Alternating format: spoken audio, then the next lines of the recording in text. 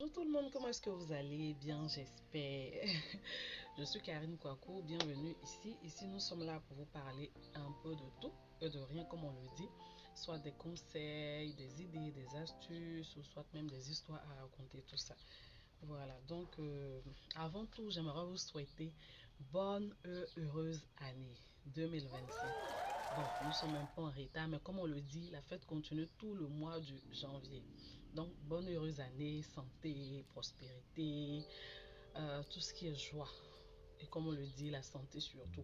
Et prenez soin de vous, que le Seigneur soit au devant de tout, que tout se passe bien pour vous. En tout cas, passez une agréable année. Voilà, donc aujourd'hui, nous sommes là pour vous raconter encore une histoire.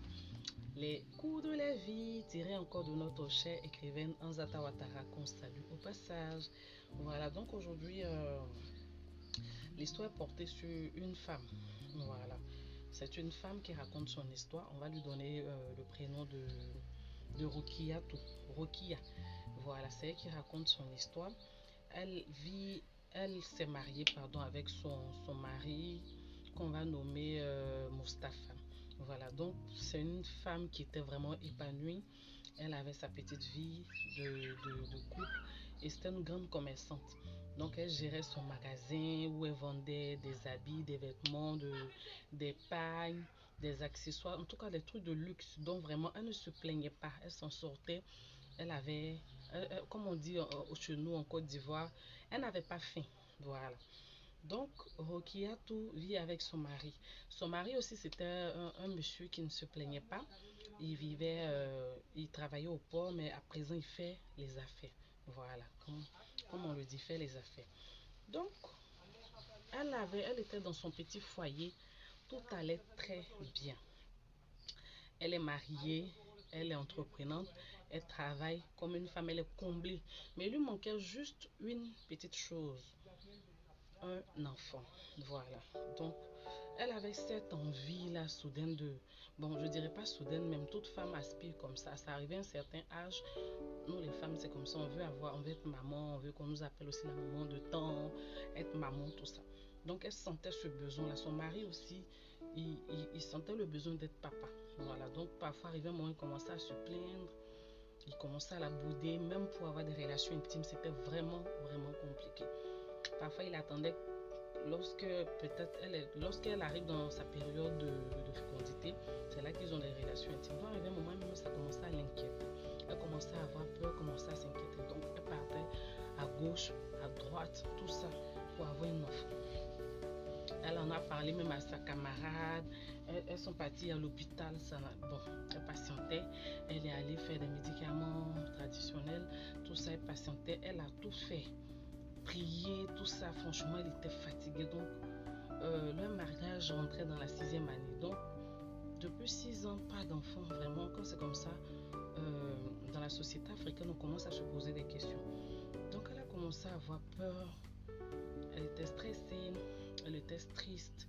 Elle était, pardon, triste. Donc, c'est comme ça que sa camarade lui a proposé: ah, est-ce qu'on partait voir un marabout? Que moi, je connais un grand marabout qui vraiment, qui n'a pas encore échoué.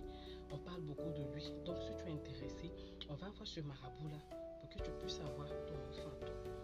Elle a hésité, elle a désisté, elle dit non, elle cherche, elle fait ces choses, elle cherche enfant, mais aller faire ce genre de trucs là, c'est pas dans son habitude. Donc, vraiment, elle pense pas que ce soit une bonne idée. Donc, sa camarade dit ok, elle a compris. Donc, plus le temps passait, elle persistait, elle espérait, les choses aussi n'avançaient pas. Donc, finalement, elle a appelé sa copine qui, finalement, elle a cédé. Donc, elle a dit ah, allons voir ton marabout, les Léo. Ils sont partis. Pardon, ils sont partis. Quand ils sont partis, le marabout lui a fait des propositions, vraiment des trucs compliqués. Compliqués, même qu'on n'en dit pas son nom. Des trucs noirs, des trucs blancs, des trucs qu'on n'a pas l'habitude de voir. Donc, c'est comme ça. C'est comme ça, elle s'est pas trop plainte. Elle a dit, ok, elle a compris. S'il faut ça pour qu'elle puisse avoir son enfant, elle va le faire. Elle a fait les sacrifices qu'il fallait. Il devait aller faire ce sacrifice-là vers minuit, vers le bord d'une lagune, des trucs vraiment occultes de toute façon. Donc, elle a cédé. Mais je sais pas, Elle n'a pas précisé dans l'histoire si elle a dit à son mari. Voilà. Ce qu'elle suit, elle est partie faire. Donc, elle a fait quelques mois après, par la grâce de Dieu, elle est tombée enceinte. Enfin, parce que elle allait avoir bientôt 37 ou 38 ans. Donc, vraiment, 37-38 ans de nos jours. Aujourd'hui, les jeunes filles, c'est compliqué. C'est compliqué. Donc, c'est comme ça, elle a annoncé la bonne nouvelle à son mari qui était tellement heureux. Ils avaient commencé à faire le trousseau, faire des achats, commencer à payer des choses, tout ça. Donc, les mois passaient, tout se passait bien. Elle a, elle allait faire même son trousseau, elle alla à son rendez-vous, tout ça. Elle alla à ses rendez-vous, tout ça, et tout s'est bien passé par la grâce de Dieu jusqu'au 9e mois. Donc, elle a fini ses 9 mois. Elle a accouché d'un adorable garçon. Voilà. Donc, elle a fait son garçon. Le monsieur était tellement heureux. Et c'est comme ça que l'enfant est né. Il est né dans les bonnes conditions. Ils ont fait le trousseau, fait des achats, tout ça. Gâter l'enfant puisque c'est un enfant qui était vraiment désiré, tout ça. Donc, par la grâce de Dieu, tout s'est bien passé. 1 an, 2 ans, 3 ans, l'enfant commençait à grandir. 4 ans, 5 ans, elle a 6 ans, 7 ans, elle a compris que vraiment l'enfant, elle a commencé à remarquer que l'enfant était vraiment un peu bizarre. L'enfant était bizarre, n'était pas trop normal comme tout le monde. Quand je dis bizarre, c'est mental, physiquement, il n'y a rien, ça va. Il est bien beau, bien bâti, mais l'enfant ne respectait pas, il manquait de respect à ses parents, on n'envoyait pas tes pas, il ne respectait pas son papa et il ne voulait même pas aller à l'école. Donc elle se demandait qu'est-ce qui arrivait. Ils essayaient tout. Donc le vieux, comme un bon Africain, parfois il passait à la chicotte, mais c'était même pas la solution.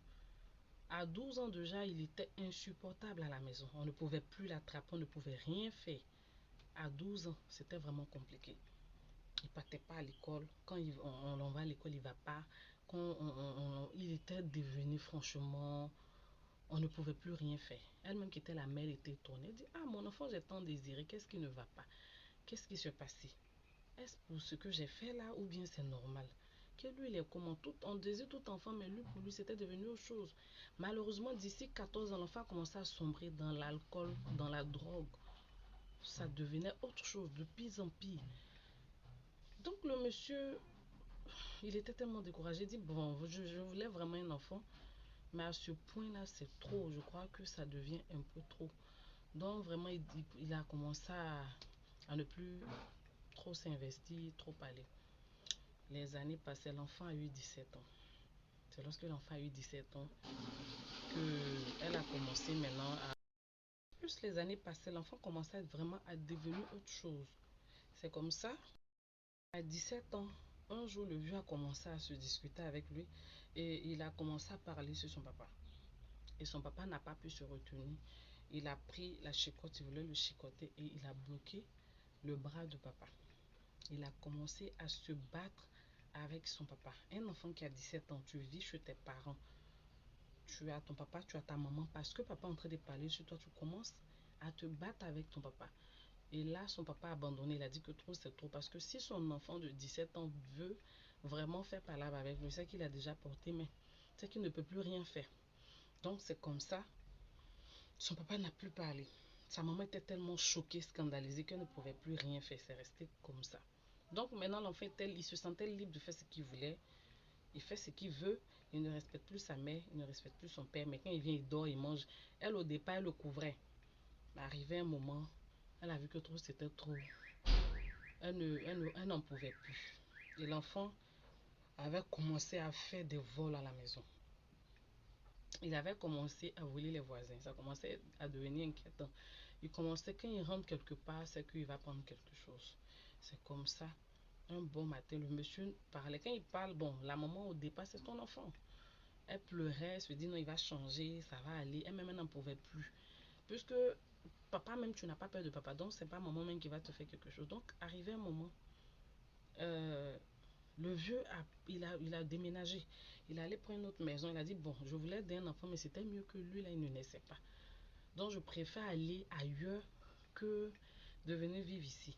C'est comme ça qu'il est parti. Il dit, je te laisse ton enfant. La dame est restée avec son enfant. Le calvaire qu'il a montré, même malgré le départ de son papa, il n'a même pas regretté, il n'a rien fait. Au contraire, même ça ne lui disait rien. Quand la maman parle, il commence à bavarder sur elle. Pourquoi elle parle? Pourquoi elle lui parle? Quand il vient, il rentre, il fait ce qu'il veut. Il a commencé à voler tout dans la maison. Même son agent de commerce. Elle a commencé à s'inquiéter. Toutes les nuits, elle pleurait. Elle dit, ah, si vraiment tous les enfants étaient comme ça, qui allaient désirer avoir un enfant, que j'ai désiré un enfant, mais je ne pensais pas que ça allait être comme ça.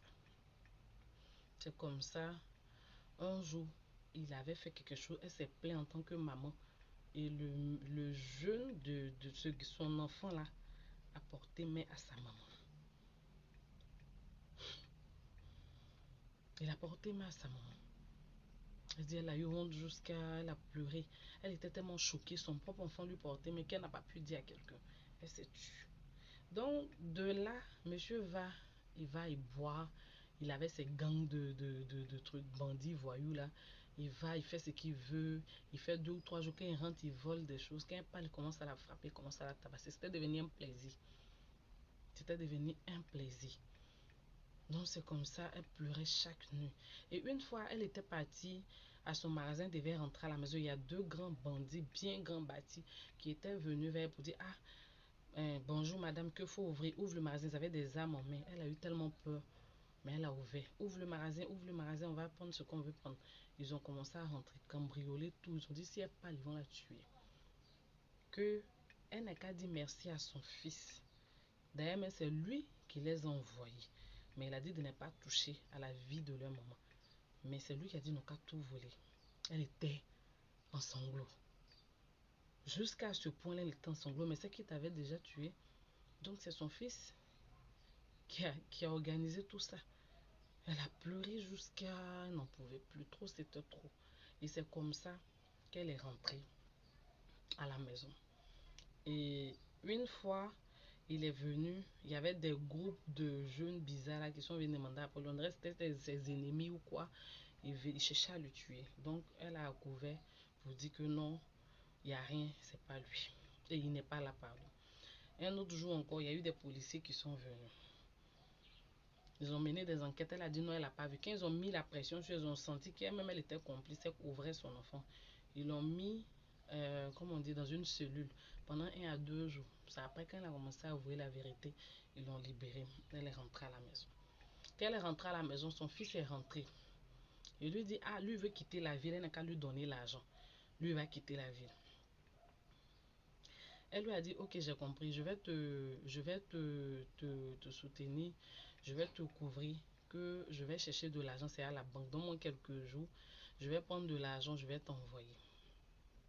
Donc la soirée, là, il lui mettait la pression. Elle en avait marre. Elle était fatiguée. Elle ne ressentait plus rien pour lui. Donc quand ça l'a prise comme ça, elle-même, elle est sortie. Elle a appelé les policiers pour venir attraper son enfant, son propre enfant, parce que soit c'était la mort ou c'était vraiment... Elle a appelé les policiers de venir attraper le jeune. C'est comme ça, quand la police est venue, ils l'ont saisi, ils l'ont menotté. En le menottant, il est tellement quelqu'un d'impoli qui ne respecte pas, qui n'a pas froid aux yeux, qui n'a pas peur. En le menottant, il a commencé à se battre avec l'autorité. Donc le policier a commencé aussi à le taper. Ils ont commencé à se taper. Et il voulait prendre, malgré qu'il était menotté, parce qu'il avait de la force. Donc en voulant se battre avec le policier, il voulait prendre l'arme du policier. C'est comme ça que le collègue du policier a tiré sur le jeune en question. Et quand il a tiré sur le jeune sur place, il est décédé. Et en tant que la maman, elle dit bon, c'est vrai c'était son enfant. Un enfant restait un enfant, mais cette mort-là, elle était soulagée. Parce que c'était comme si on lui enlevait un fardeau. Mais comme c'est ton enfant, tu ne peux pas jeter. Raison pour laquelle elle tournait avec lui. Donc elle était vraiment soulagée. Et elle demandait pardon à Dieu. Parce que elle ne sait pas jusqu'à présent si ce sont les effets du médicament qu'elle a prise, ou soit si ce sont aussi comment l'enfant est né, parce qu'à cause de l'enfant, ses parents ont donné d'eau, ses amis ont donné d'eau, même son mari. Elle était seule à assumer ses responsabilités jusqu'à la fin. Donc, il est mort, Dieu soit loué. On ne souhaite pas la mort de quelqu'un, mais à ce point-là, elle était vraiment soulagée et contente. Donc, Dame Rokia, voici un peu sa petite histoire qui était là, qui rêvait d'avoir un enfant. Et quand elle a fait enfant, malheureusement, l'enfant est devenu autre chose. Et à moins de 30 ans, il est retourné. Parce que c'était un calvaire qu'elle traversait. Même ses économies, même ses soins n'avaient plus rien. C'est un peu ça. Donc, quelle leçon on peut tirer de cette histoire? L'histoire du jour. De mon côté, personnellement, je crois qu'on va tirer l'histoire, on va tirer un peu la leçon sur deux volets. Voilà. Il y a le premier volet qui est d'abord la conception d'un enfant. La conception d'un enfant. Voilà. Comme on le dit, généralement on entend que toutes les femmes ne sont pas amenées à faire enfant, tout ça. Mais moi je dirais que toutes les femmes sont amenées à faire enfant. Mais elles ne sont pas amenées à faire enfant tôt, ou soit au même moment. Voilà. À part le bon Dieu. Même quand tu connais ta période de fécondité, quel que soit ce que tu vas faire comme analyse et médicaments, tant que le bon Dieu n'a pas validé, tu ne peux pas tomber enceinte. Tu peux même être dans ta mauvaise période ou soit, comme on le dit, dans ta période de fécondité, tu peux désirer un enfant. Par la grâce de Dieu, ça marche. Mais si le bon Dieu a validé, parfois même tu ne t'attends pas et puis ça marche aussi. C'est parce que le bon Dieu a validé. Donc un enfant, c'est une bénédiction. C'est un don. C'est un don divin. C'est le bon Dieu qui offre cela. C'est comme je peux comparer ça à, par exemple, un mariage. Voilà. Donc, tant que le bon Dieu n'a pas validé, ça ne peut pas marcher. Même le mariage, parfois vous êtes là comme ça, vous ne vous attendez pas, vous n'avez même pas les moyens. Mais quand le bon Dieu dit c'est le moment, vous organisez comme ça, sans les moyens, même avec un petit moyen, et puis ça marche. Mais par contre, il y a des gens qui ont des moyens, mais quand c'est pas encore le moment, on n'arrive pas à comprendre. Parfois, on se dit, ah, mais on a l'argent, on a tout, et puis depuis le mariage ne vient pas. C'est pas notre faute, c'est pas leur faute. C'est comme ça. Quand c'est pas encore le moment, c'est pas encore le moment.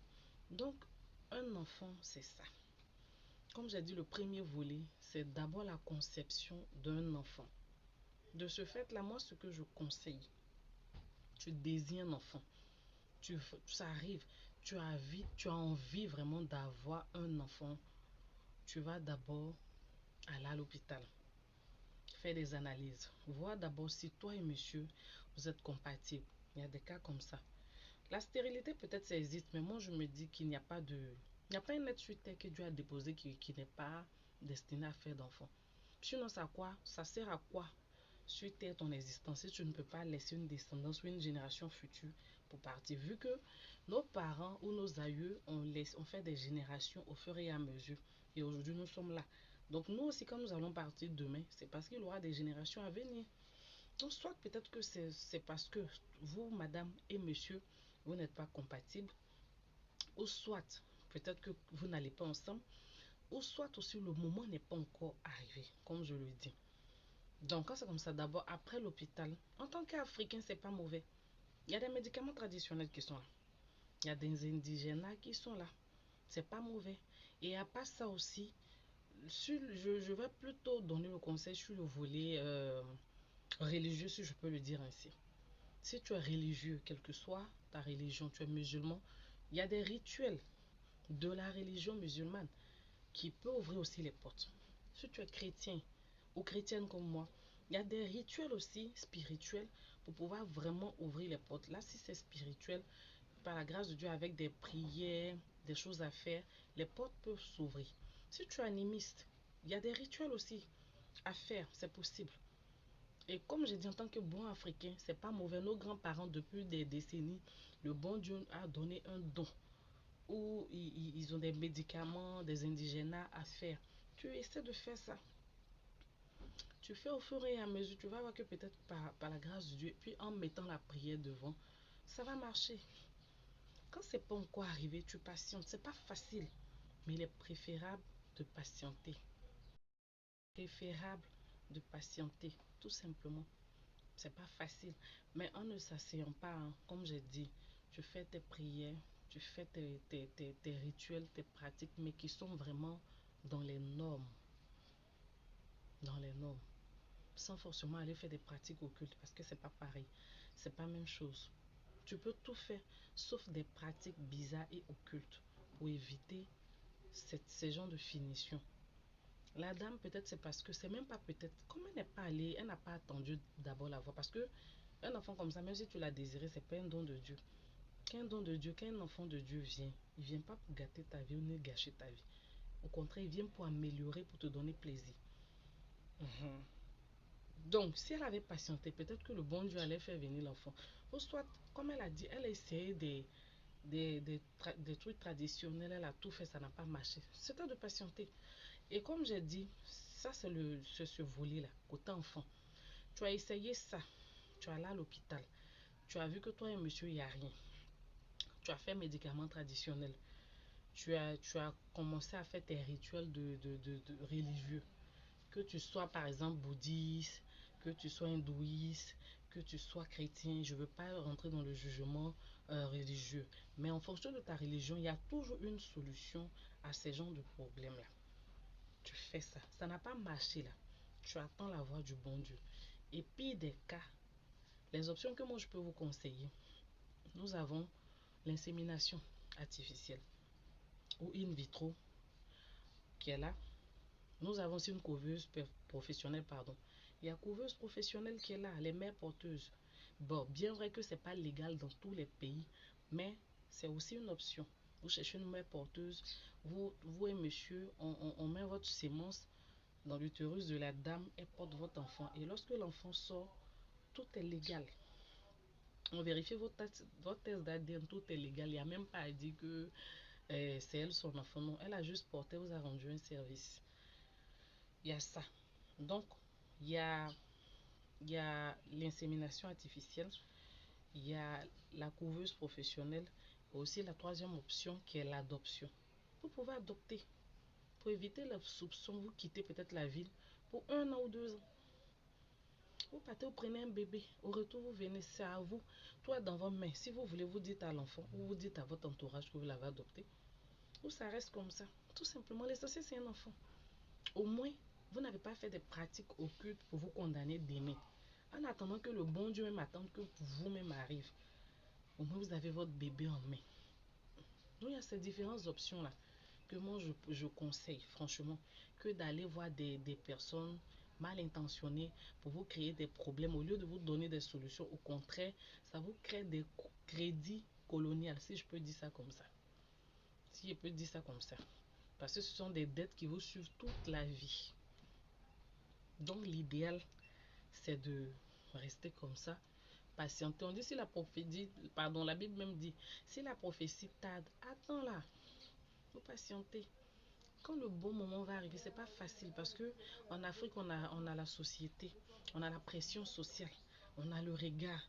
Il y a le monsieur aussi qui veut enfant. C'est vrai qu'on se marie par amour, mais arrivé un moment, on a envie de faire des enfants pour que la maison soit épanouie, pour qu'on puisse stabiliser aussi le couple, tout ça. Franchement, il y a beaucoup de volets.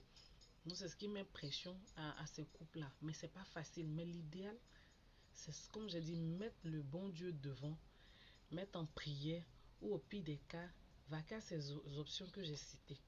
On a plusieurs options aujourd'hui. La médecine a évolué. Donc, c'était un peu ça, ce volet-là, le volet de la conception. Deuxième volet porté sur maintenant l'éducation. Tu as fini de prier ton bon Dieu, tu as pleuré, tu as tout fait. Par la grâce de Dieu, l'enfant est venu. L'enfant est venu. L'enfant est venu là. Faut pas venir dire que non, comme j'ai souffert pour l'avoir là. C'est quel parent qui n'aime pas son enfant? Tous les parents aiment l'enfant. En fait, on essaie de faire ce qui est bon pour l'enfant. Elle a pris l'enfant, elle n'a pas donné les détails, mais c'est parce que peut-être elle a tellement dolenté cet enfant, surtout garçon. Aujourd'hui, ça donnait ce que ça donnait. Le premier volet peut-être était spirituel, le fait que c'est pas un enfant même vraiment qui était sur le droit chemin. Mais deuxième volet, il y a l'éducation aussi. Et quand on dit éducation, c'est dès le bas âge. Je dirais même pendant qu'on est enceinte, pendant la grossesse, l'éducation commence là. Même la manière d'allaiter le bébé. Sauf que chaque âge a sa manière d'éduquer. Tu vas pas venir prendre un bébé d'1 mois pour le taper, non. Chaque âge a sa manière d'éduquer. Et le bon Dieu a donné ce don-là à chaque maman de savoir, lorsque l'enfant pleure, quel genre de pleurs l'enfant fait. Il peut avoir des pleurs de caprice, des pleurs de bobo, des pleurs de il a fait popo, des pleurs de faim, des pleurs de gens je m'ennuie, des pleurs de il faut me prendre, il y a des pleurs de je sais pas quoi. Et la maman, elle peut distinguer ça. Et un serpent avant d'être serpent, il est d'abord un serpenteau. Il ne devient pas un coup serpent. Il est d'abord bébé serpent. Et pendant qu'il est bébé serpent, il commence à prendre forme au fur et à mesure. Donc, ça surprend parfois de voir des parents s'étonner, de dire, l'enfant là, mais moi, mais je sais pas. Moi, mais je sais pas comment il est. C'est quel enfant ça là même? C'est quel enfant Dieu m'a donné? C'est vrai, c'est pas facile. L'éducation, comme je le dis toujours, c'est un travail et un boulot à plein temps. Et personne n'est parfait, à part le bon Dieu. Mais on essaie de faire le meilleur de nous-mêmes pour que demain, l'enfant puisse avoir vraiment un bon rang social, qu'il soit sociable, c'est tout. C'est ce qui fait que chaque parent se force à éduquer son enfant. Même quand toi-même tu es parent, tu as raté peut-être ta vie, tu as échoué quelque part. À cause de cet enfant-là, tu commences à te stabiliser, te caser pour donner le meilleur de toi-même et donner un bon exemple. Donc quand tu viens, tu dis non, l'enfant là même, donnez-lui là-bas, là il va se taire. Non, c'est pas la solution. Vous avez déplacé le problème, vous n'avez pas réglé le problème. Lui, cet enfant, il est comment et puis on ne peut pas lui dire la vérité. C'est à nous les parents d'adapter nos réalités à l'enfant, c'est pas le contraire. C'est pas l'enfant, lui c'est rien, lui il est né, il est tombé, il est venu comme ça. Donc c'est à toi de lui dire, ah ici là voici comment nous on marche. Ici voici comment nous on marche. Au début ça sera dur, oui. Il va pleurer, mais il va s'adapter. Ils sont très intelligents, il va s'adapter. Il connaît les limites. Il va connaître les limites de la société. Ah ça je dois pas faire ça parce que si je fais ça voici ça. Chaque acte a ses conséquences. Tu fais bien, tu récoltes bien. Tu fais pas bien, tu ne récoltes pas bien. Donc c'est pas facile. Aujourd'hui l'éducation est vraiment compliquée. Même il y a des enfants, tu vas beau faire, ça peut tourner au vinaigre, mais c'est possible de le faire. Ça ne vient pas au hasard. Ça ne vient pas au hasard. Et le développement d'un bon pays, un pays qui est rempli de leaders, de braves hommes, de bons hommes et de bonnes femmes, sont comme on dit, je sais pas comment je vais dire, l'avenir de demain. Donc aujourd'hui, si nous éduquons bien nos enfants, tout va dépendre de demain. Ils sont l'avenir de demain, la société de demain. Un enfant, il devient pas toxique un coup. Il devient pas toxique un coup. Tout commence à la maison. Tout commence à la base. Quand vous voyez un enfant, il est perturbé, il déchire ça, il tape ça. Il y a des enfants comme ça. Eux, quand ils viennent, c'est la bagarre, palabre. Ils manquent d'affection. Ils manquent de communication, d'affection. Ils ne sont pas des robots. Quand tu causes avec eux, ils comprennent. Ils comprennent. Ils sont sages. Mais si tu les as pas appris ça, ils vont faire ce qu'ils veulent. Il va changer. Oh. Après, il va changer. Mais pendant qu'il change, tu fais quoi? C'est ça.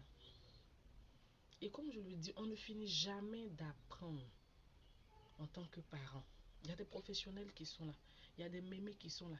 Il y a des mamans qui ont de l'expérience. On demande toujours, ah, moi, mon enfant, voici comment il se comporte. Est-ce que c'est normal? Je ne trouve pas ça normal. Ils vont vous aider, ils vont vous guider. Il y a plein de trucs aujourd'hui. Les réseaux sociaux, il y a Internet, il y a les professionnels qui sont là, il y a des psychologues qui sont là. Quand ça ne va pas, ça ne va pas. Que de se taire, de s'asseoir pour dire, bon, c'est ce que Dieu m'a donné, prendre. Non. Dieu ne peut pas te donner quelque chose qui n'est pas bon, non.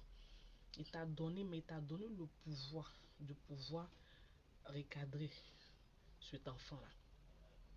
Donc si la dame, peut-être à la base, Sûrement qu'elle et son mari, mais ils ont dû faire par là sur cet enfant-là parce que elle s'est dit, elle a tellement désiré l'enfant. Donc, tout ce qu'il veut là, on doit lui donner. Aujourd'hui, ça a donné ce que ça. Un enfant qu'on n'a jamais refusé, à qui on n'a jamais refusé, à qui on n'a jamais dit non. Demain, il sera le plus grand dictateur. Parce que tout ce qu'il veut, on lui donne. Donc, pour lui, on trouve ça facilement. Il ne va jamais collaborer. Démocratie, là, ça ne fait pas partie de son plan. Non. Or, si dès la base, il sait que si je demande ça, maman ne va pas me donner, il va pleurer au début. Une fois, deux fois, quand il va s'adapter, il saura comment négocier.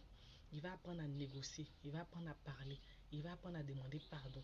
Et il va commencer à apprendre à se conduire dans la société. Tu n'as pas fait ça, tu as raté la base. Non seulement ça devient un danger pour toi-même le parent, mais demain, il devient un danger pour la société.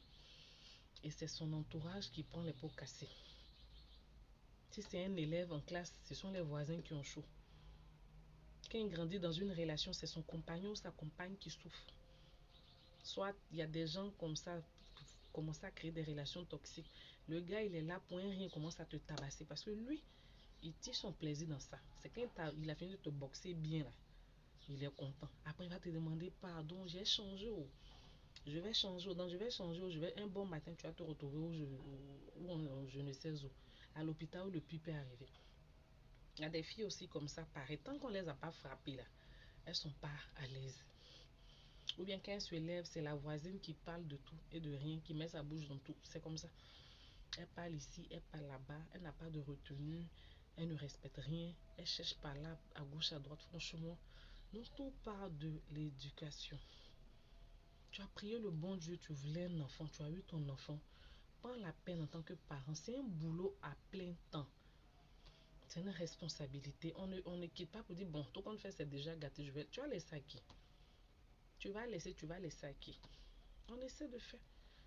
Et en Afrique, ici, Dieu merci, il y a toujours un peu, bon, c'est aujourd'hui, les choses ont changé. Hein. On ne peut plus parler ici, enfant de voisin ou voisine. Sinon, en Afrique, c'est un peu l'avantage qu'elle a qu'un enfant déco, même quand c'est dehors, il y a toujours une grande personne qui va le recadrer pour dire non, ce que tu as fait, c'est pas bon. Voilà, on ne dit pas non, comme c'est pas mon enfant, je vais mettre non. Ce que tu as fait, c'est pas bon. Ce que tu as fait, c'est bon. Nos chers parents, prenons un peu nos responsabilités, c'est un peu ça. Apprenons vraiment à se concentrer sur l'avenir de nos enfants parce que ce sont les leaders de demain, ce sont les étoiles de demain, ce sont les grands messieurs, les grandes dames de demain. Et si Dieu a fait grâce que tu as eu les moyens financiers, moi je ne mets pas toujours sur ça. Si tu as eu les moyens financiers, c'est un atout. Mais quand il n'y a pas, parce que je me dis que la base, c'est la moralité. La base, c'est la moralité. Parce que ça ne sert à rien d'avoir de l'argent ou des millions et puis l'enfant a raté son éducation, tu n'as rien fait.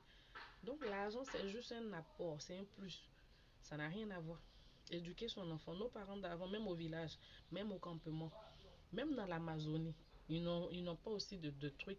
Ils vivent dans la nature, ils vivent avec tout ce qui est naturel, mais ils s'éduquent. Ça n'a rien à voir. Donc on ne va pas venir dire que comme il n'y a pas de l'argent, comme il n'y a pas si, c'est ce qui fait. Non, ça n'a rien à voir. Donc apprenons à prendre nos précautions, nos responsabilités, comme j'ai dit, les deux volets, consacrer au bon Dieu. Tu as besoin d'enfants, tu consacres au bon Dieu. Si ce n'est pas encore venu, tu patientes. Si tu ne peux pas patienter, tu as trois options ou plusieurs options peut-être.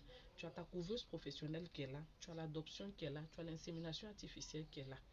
L'enfant peut venir en attendant que le bon Dieu même te donne ton enfant à toi.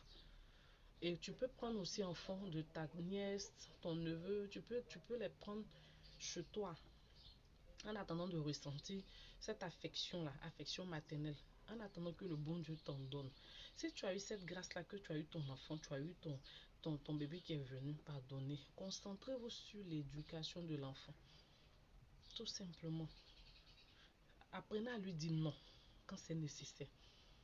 Quand c'est oui, on peut le faire, on peut alléger.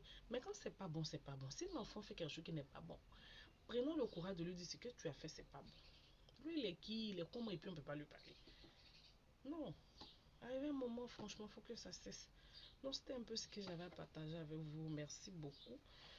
À la prochaine pour une nouvelle vidéo. Bisous à vous.